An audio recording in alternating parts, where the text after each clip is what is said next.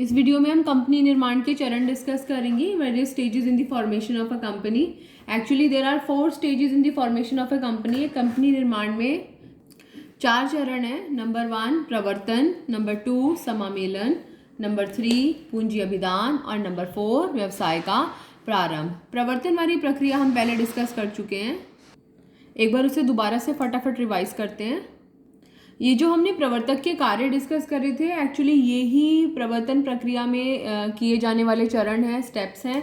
सबसे पहले अगर वो पूछे प्रवर्तन में क्या किया जाता है, तो प्रवर्तन में निम्नलिखित चरण अपनाए जाते हैं। व्यवसाय के अवसरों की पहचान की जाती है, उनके संभाव्यता का अध्ययन किया जाता है, नाम के लिए एप्लीकेशन दी जाती है, कुछ पेशेवर लोगों की नियुक्ति की जाती है, ये डिसाइड किया जाता है कि संस्थापन प्रलेख पे कौन कौन लोग हस्ताक्षर करेंगे, और आगे के चरण पूरा करने के लिए, समामेलन प्रक्रिया पूरा करने के लिए कुछ दस्तावेज तैयार किए जाते हैं। वो 10 मुख्य दस्तावेज कौन कौन से थे?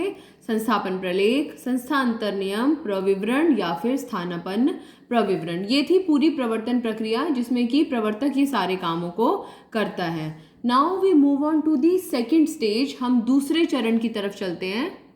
And what is the second stage in the formation of a company? Company के निर्माण में दूसरे चरण का नाम क्या है? समामेलन। तो अभी हम डिस्कस करेंगे कि समामेलन का क्या मतलब होता है और समामेलन में क्या क्या किया जाता है। समामेलन अपने में कोई एक अलग सा चरण नहीं है। प्रवर्तन प्रक्रिया में इसके लिए बहुत सारा काम पहले ही हम कर चुके होते हैं, जैसे कि दस्तावेज तैयार करना, क्योंकि समामेलन प्रक्रिया में उन दस्तावेजों को हम रजिस्ट्रार के पास जमा कराते हैं उचित फीस के साथ में। देखते हैं क्या होती है समामेलन प्रक्रिया। देखो बच्चों, समामेलन प्रक्रिया में रजिस्टर में नए पेज पे समामेलन हेडिंग डाल सकते हैं, इनकॉर्पोरेशन बोलते हैं। तो समामेलन प्रक्रिया के अंतर्गत समामेलन प्रमाण पत्र प्राप्त करने के लिए जो प्रवर्तक होता है, जो प्रमोटर होता है, वो रजिस्ट्रार के पास में कुछ दस्तावेज, कुछ फीस, कुछ डॉक्यूमेंट्स जमा कराता है। क्या क्या? जैसे कि आवेदन पत्र भरता है, एक एप्लीकेशन फॉर्म भरता है जिसमें वो अपनी सारी डिटेल्स लिखता है, अपने रजिस्टर्ड ऑफिस का पता देता है, और अगर अपने वो रजिस्टर्ड ऑफिस का पता नहीं दे पाता है या अपने कंपनी का पता नहीं दे पाता है, तो समामेलन के 30 दिन के भीतर भीतर उसको वो पता देना ज़रूरी होता है। फिर एप्लीकेशन फॉर्म के साथ में और क्या लगाता है? वो दस्तावेज जमा कराता है, उन डॉक्यूमेंट्स को लगाता है। कौन कौन से 4 मुख्य दस्तावेज थे जो हमने पढ़े थे? संस्थापन प्रलेख, अंतर्नियम, प्रविवरण या फिर स्थानापन्न प्रविवरण। इसके अलावा भी और डॉक्यूमेंट्स हैं जो हम अभी डिस्कस करेंगे। और फीस इकट्ठी करता है, जो भी निश्चित फीस है उसको जमा करके इन तीनों चीज़ों को रजिस्ट्रार के पास जमा कराता है। अब देखते हैं कि संस्थापन प्रलेख, अंतर्नियम, प्रविवरण और स्थानापन्न प्रविवरण के अलावा और कौन कौन से डॉक्यूमेंट्स हैं जो समामेलन पत्र प्राप्त करने के लिए जो प्रवर्तक है वो रजिस्ट्रार के पास जमा कराता है। पहले इसे नोट कर लीजिए सारा। आप लिख सकते हैं कि प्रवर्तक जो है समामेलन पत्र प्राप्त करने के लिए रजिस्ट्रार के पास में निम्नलिखित दस्तावेज जमा कराता है, निम्नलिखित डॉक्यूमेंट्स जमा कराता है। कौन कौन से दस्तावेज? संस्थापन प्रलेख, पहले हम डिस्कस कर चुके हैं। ये कंपनी का मुख्य प्रलेख है या सहायक प्रलेख है? मुख्य प्रलेख। संस्था अंतर्नियम, ये कंपनी का मुख्य प्रलेख है या सहायक प्रलेख है? सहायक प्रलेख। तीसरा प्रविवरण, कब जारी करते हैं? जब जनता से पैसा इकट्ठा करना होता है। और या फिर प्रविवरण की जगह स्थानापन्न प्रविवरण। चौथा पॉइंट, निदेशकों की लिखित सहमति। डायरेक्टर्स रिटर्न में देते हैं, लिख कर देते हैं कि हम जो है कंपनी के डायरेक्टर्स बनने के लिए तैयार हैं और योग्यता अंश खरीदने के लिए भी तैयार है। वचन देना पड़ता है उनको, योग्यता अंश खरीदेंगे, योग्यता अंश खरीदने का वचन देते हैं कि जब भी योग्यता अंश खरीदने की बारी आएगी, जैसे ही कंपनी शेयर इशू करेगी, हम उसमें से अपने योग्यता अंशों को खरीद लेंगे। 5वां पॉइंट, कंपनी का जो नाम के लिए जो एप्लीकेशन दी है, हमने डिस्कस किया था जब हम संस्थापन प्रलेख के बारे में बात कर रहे थे कि कम से कम 3 नाम जो है वो कंपनी को रजिस्ट्रार के पास जमा कराने होते हैं, और उनमें से जो नाम उचित लगता है रजिस्ट्रार को, वो कंपनी को वो नाम दे देता है। तो कंपनी के नाम की एप्लीकेशन की कॉपी लगानी पड़ती है कि हाँ जी, हमने नाम का एप्लीकेशन दे रखा है, लगा रखा है।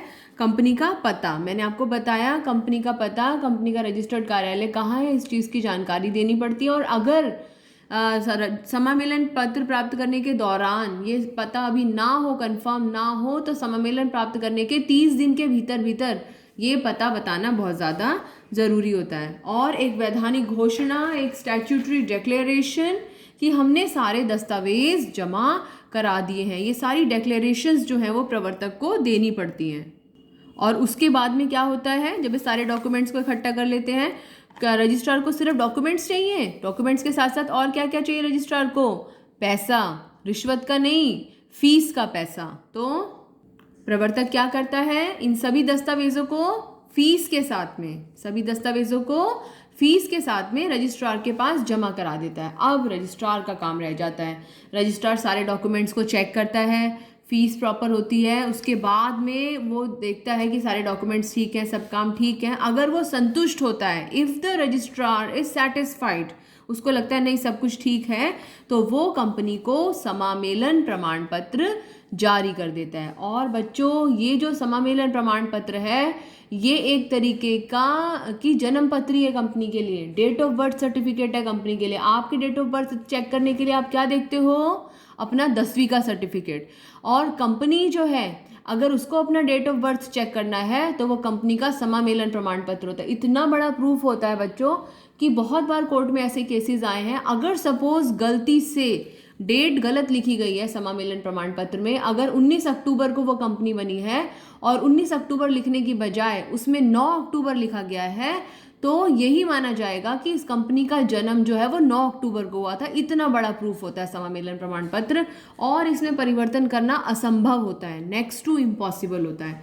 तो कंपनी का जन्म प्रमाण पत्र होता है। ये सारे दस्तावेजों से संतुष्ट होने के बाद में रजिस्ट्रार समामेलन प्रमाण पत्र जारी करता है। ये छोटी सा मैंने इसको डायग्राम की फॉर्म में समझाने की कोशिश की थी कि जो प्रवर्तक है वो अपने सिर के ऊपर सारे दस्तावेज और फीस लेकर रजिस्ट्रार के ऑफिस में पहुंचता है। रजिस्ट्रार को ये सारे दस्तावेज और फीस सौंपता है। फिर रजिस्ट्रार चश्मा लगा के इन सारे दस्तावेजों को चेक करता है, फीस को इकट्ठा करता है, रजिस्टर में नाम लिखता है अगर वो खुश होता है तो, और फिर प्रवर्तक को देता है, लो भाई ये सर्टिफिकेट, अब अपनी कंपनी का काम शुरू कर सकते हो। लेकिन कौन सी कंपनी का काम शुरू कर सकते हैं? एक निजी कंपनी, दो तरह की कंपनी हमने पढ़ी थी। तो एक निजी कंपनी समामेलन पत्र प्राप्त करते ही व्यवसाय शुरू कर सकती है। दूसरा, और कौन सी कंपनी? एक सार्वजनिक कंपनी जो जनता को आमंत्रित नहीं करना चाहती अपने अंशों के आवंटन के लिए, वो भी समामेलन प्रमाण पत्र प्राप्त करते ही अपना बिजनेस शुरू कर सकती है। लेकिन एक सार्वजनिक कंपनी जिसको कि पूंजी इकट्ठी करनी है, अभी उसको आम जनता को आमंत्रित करना है, तो ऐसी कंपनी प्रवर्तन समामेलन के बाद में आगे 2 और चरण करती है, जिनका नाम होता है पूंजी अभिदान और व्यवसाय का प्रारंभ। तो अगली वीडियो में हम पूंजी अभिदान वाला चरण डिस्कस करते हैं।